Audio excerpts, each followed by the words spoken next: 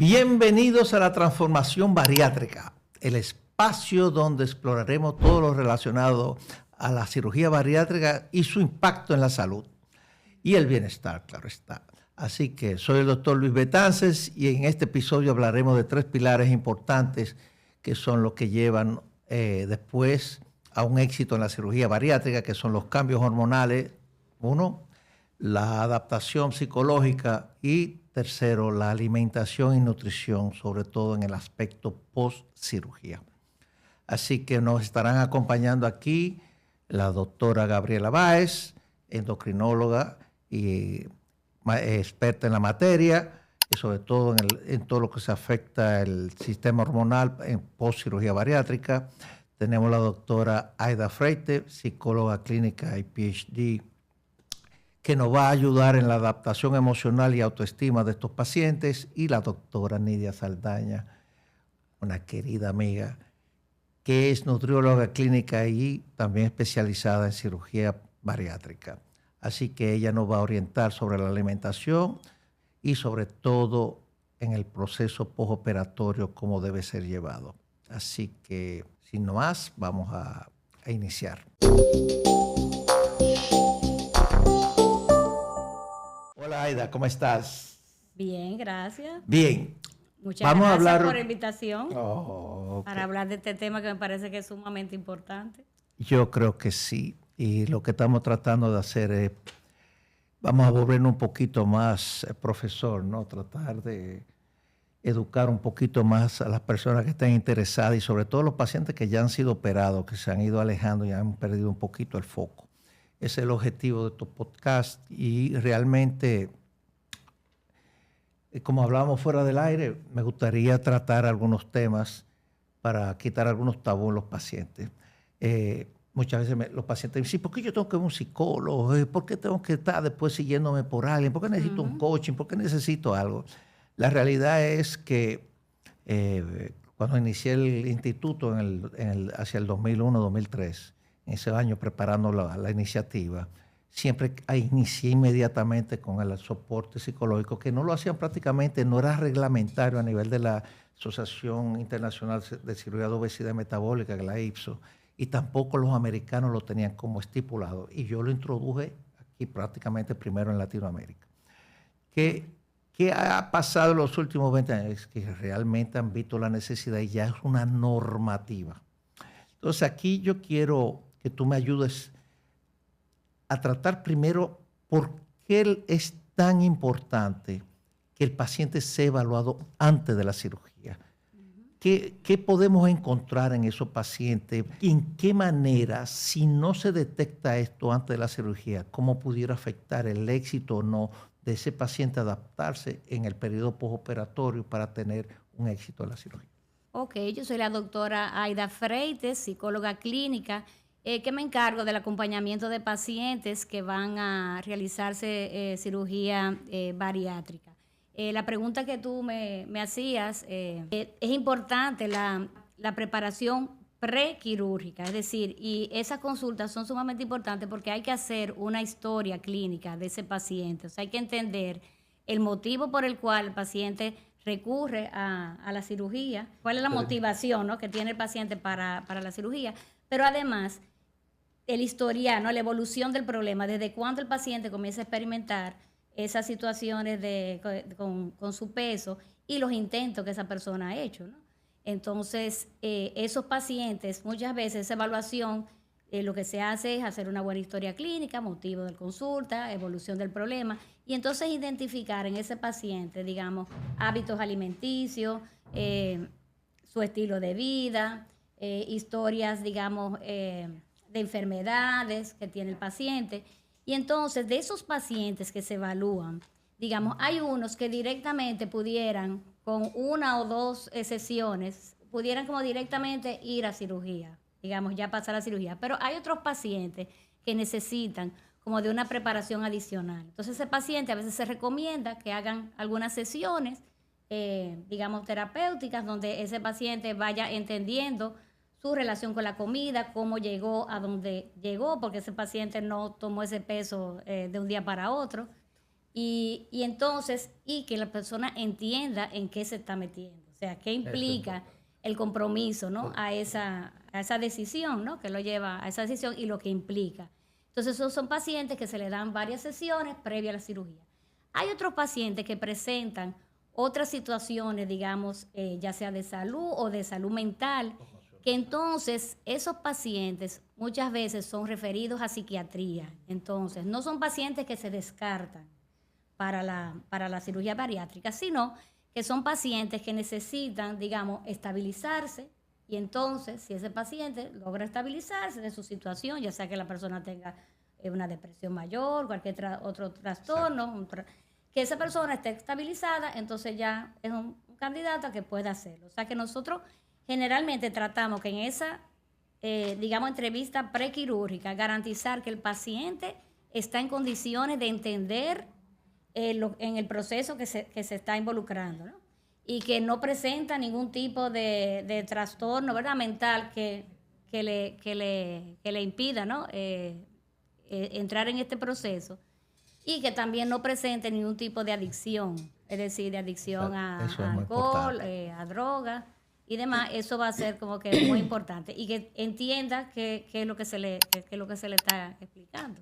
Muy interesante, Aida. De hecho, me recuerdo muy bien esos primeros años que comenzamos con el instituto, que el objetivo principal de traerte al grupo era que nos ocupáramos un poco no del paciente que yo estaba viendo, no bariátrico adulto, sino que comenzáramos a ver el problema de la familia per se y esos hijos que venían aumentando de peso, que iban a tener problemas, que ya eran prácticamente a una edad adolescente. Entonces, te voy a hacer una pregunta y simplemente recalcando la importancia de lo que acabas de decir, sino que me expliques un poco por qué es lo mismo, por qué es tan importante descubrir esos trastornos de la familia antes, en esa repercusión en los niños. ¿Cómo repercute, vamos a decirlo así, sería la pregunta, cuando un padre es obeso o hay dos familiares obesos en la salud de esa familia de los hijos? Claro.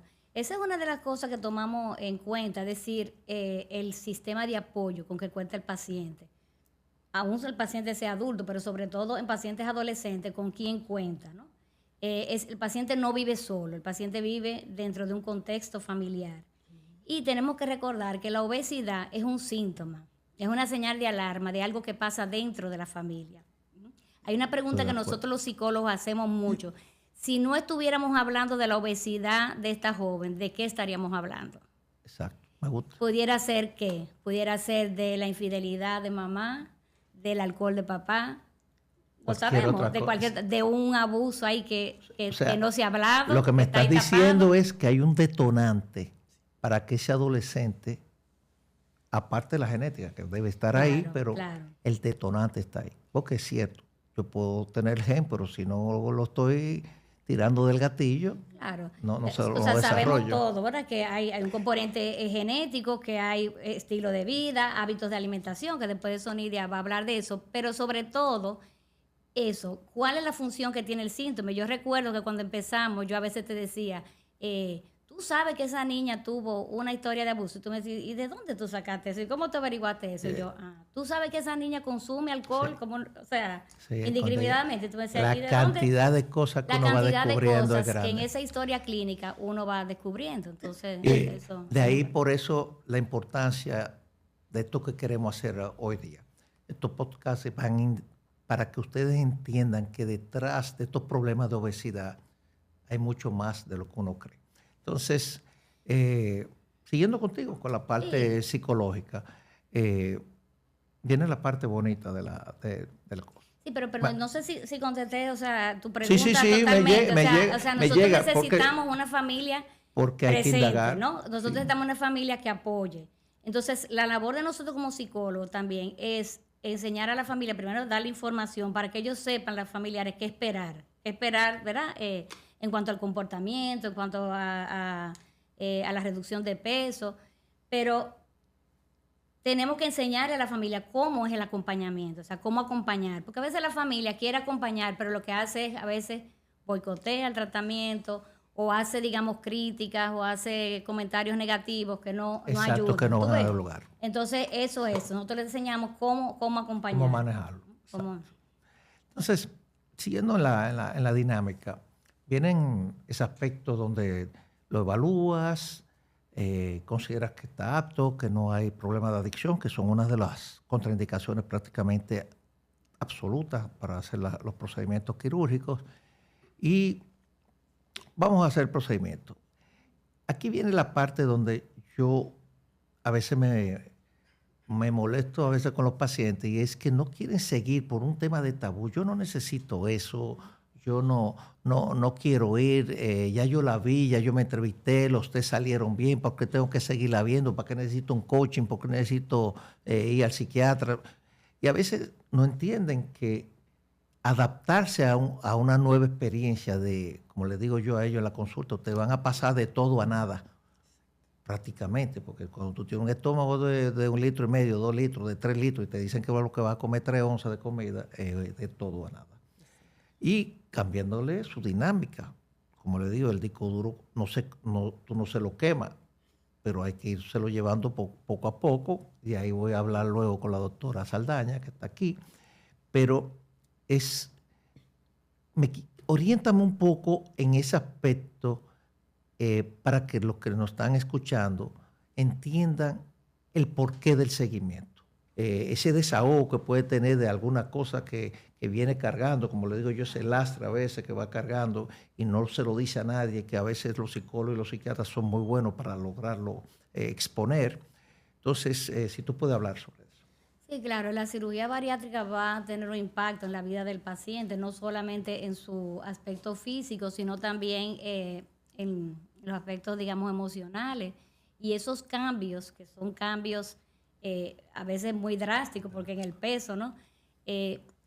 Van acompañados de una serie de emociones. Generalmente el paciente que va, la mayoría de las veces está motivado a la cirugía. O sea, quiere la cirugía, porque tenemos que entender... O ha visto otra persona que se operó y quiere operar.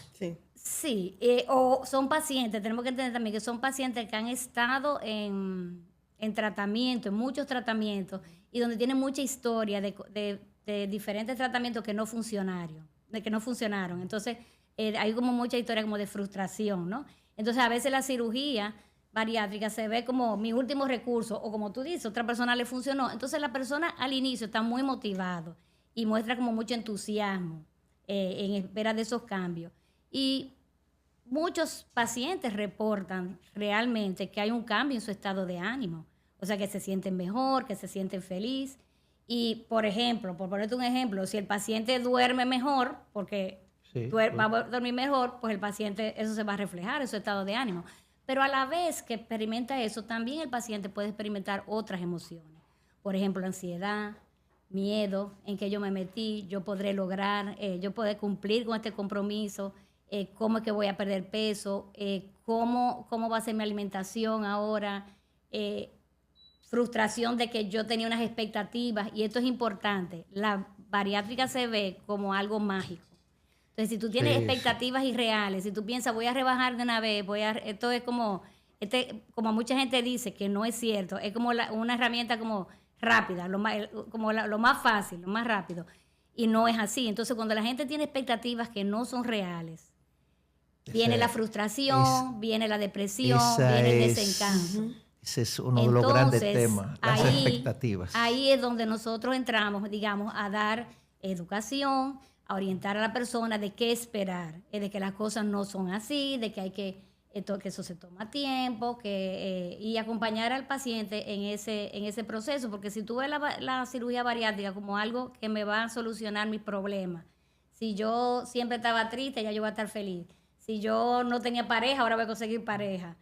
O sea, como una solución mágica. Y no es así. La cirugía bariátrica es una herramienta, es un buen empujón, como yo le digo a los pacientes. Claro.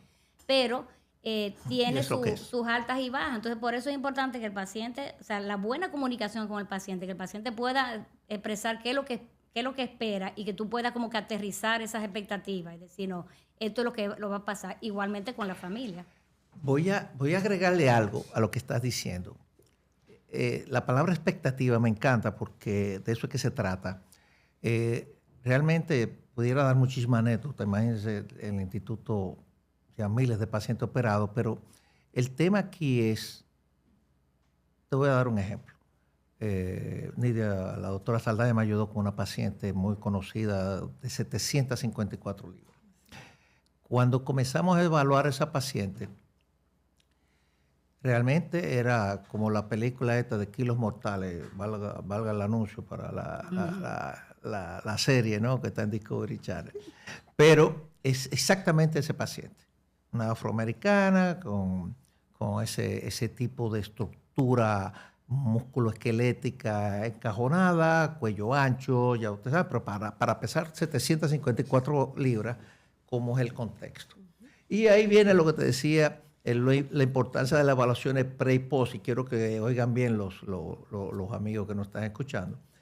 Realmente la persona me decía que no entendía por qué ella estaba tan obesa, porque su hermana comía más que ella. Y yo decía, bueno, en el contexto, déjame yo, en lo que me permite mis conocimientos, indagar un poco como que ella come, porque ella se come. Pero ella me decía fácilmente que se comía 11 guineitos con 8 huevos, para hacerlo un poquito jocosa, pero era la realidad. Y entonces, su relación, su comparación no era con una persona que comía un par de huevos con 2 guineitos, no, era con su hermana que comía más que ella. De ahí lo que tú dices, de dónde viene el problema, con quién se está comparando, qué es lo que ella tiene como imagen de lo que es normal o no normal, cómo creció en esa infancia para llegar a desarrollar 754 libras. Entonces, de ahí comenzamos un trabajo con la parte psiquiátrica. ¿Por qué? Porque los test que hacen los psicólogos y hacen los psiquiatras son sumamente interesantes, y es una pena que nosotros los cirujanos no nos interesemos un poco en eso, un poco más. Realmente, valga la redundancia, pero es una realidad. Sale información sumamente interesante, pero sumamente interesante. Y cada vez que le dábamos las imágenes de cómo ella se quería ver, hablando de expectativa de nuevo, ella se quería ver, no era peso normal, ella quería verse extremadamente flaca. O sea, fuera de contexto. Entonces, ya ustedes se imaginan, hubo que hacer una pausa, durante 3 meses comenzar a trabajar para aterrizar a esa persona. Exacto. A que entendiera que ella no iba a ser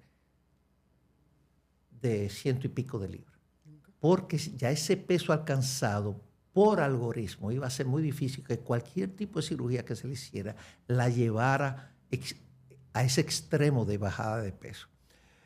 Bueno, fin de la historia, ella bajó unas 530 libras, terminó en 200 y algo de libras, terminó con una obesidad tipo 1, casi tipo 2, pero vive, está bien, trabajando, cosa que no hacía. Fue un año de trabajo para lograrla preparar a la cirugía, o sea, es lo que se llama una extreme surgery, una cirugía extrema. Hubo que quitar colgajos de piel, bajar más de 100 libras de exceso de peso para que el anestesiólogo tuviera las condiciones. Pero esos son casos excepcionales.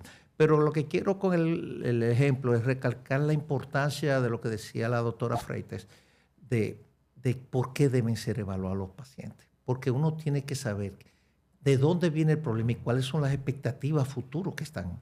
Porque a veces, otro ejemplo, yo he tenido pacientes que vienen por un despecho. Alguien le dijo que está gorda y están desesperados porque ya no aguanta que le digan gorda. No, pero eso es un momento. No saben lo que se está metiendo. O me estoy divorciando, tengo un problema, voy a retener el marido si rebajo.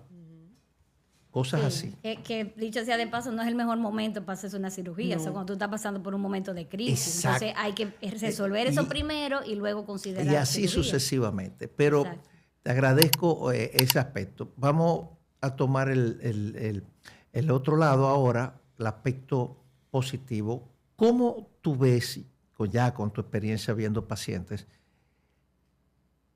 esa autoestima, esa percepción del nuevo ser que se va a ir adaptando, que ha logrado irse adaptando a esa bajada de peso, que lo va haciendo bien?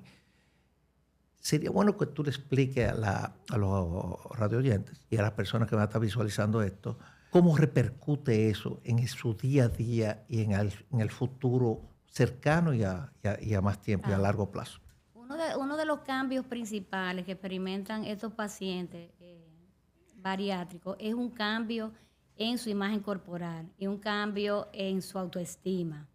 Tenemos que entender que estos son pacientes y es parte de lo que de uno trabaja con ellos, que han sido definidos, o sea, su identidad ha sido definida por su peso. Entonces, es como yo soy, ¿quién tú eres? La gordita. Yo era la gordita del grupo, yo era la albondiguita, en mi casa me decían albondiguita, o sea. La familia. Y la cirugía, entonces, impone, digamos, un nuevo reto, ¿no? De buscar como una nueva identidad. Entonces, ya tú no eres esto y ahora qué tú eres. O sea, no dejes que el peso defina. El peso no define lo que tú eres. Entonces, ¿qué es lo que tú quieres ser? ¿Cómo tú quieres ser definida ahora? Y en esa búsqueda de esa nueva identidad, pues ahí entra el papel de nosotros, ¿no? De apoyar en esa adquisición y en esa adaptación a una nueva imagen corporal. Hay personas que digamos, es importante entender que esto es un proceso. Entonces hay personas que le toma más tiempo, hay personas que todavía se ven con su imagen corporal anterior, que tienen expectativas de que voy a bajar rápido, de que tengo que mejorar esto. Y hay otras personas que le cuesta como integrar lo que es esa nueva imagen corporal. Tenemos que entender que son personas que pasan de haber sido invisibles a ser ahora el foco de atención. Y hay gente que no sabe manejar eso. O sea, y el paciente te lo dice, te dice, ay, es que yo creo que tú veas como yo era desde chiquito, lo que sea. Y dice, de repente ahora yo llego a un sitio y yo siento que la gente me mira, que la gente se acerca. Dejó de ser invisible. Dejó de ser invisible. Que también tiene, digamos, puede tener otra interpretación, ¿no? Yo soy visible si yo estoy delgado, si yo no soy gordo, ¿no? Por eso mismo, porque se define lo que tú eres, el valor de lo que tú eres en base a tu peso. Entonces, todo eso requiere, digamos, un acompañamiento. Por ejemplo, hay pacientes que nunca, digamos, utilizaron, por ejemplo, prendas de vestir porque eran obesos. Yo recuerdo una paciente que siempre menciono, que me decía, una paciente adolescente que me decía, no, es que yo no uso traje de baño porque yo no sé nadar. Y yo le decía, es que a tu edad uno no usa el traje de baño para nadar, sino para figurear. Pero son los mecanismos que la persona usa para justificar, ¿no?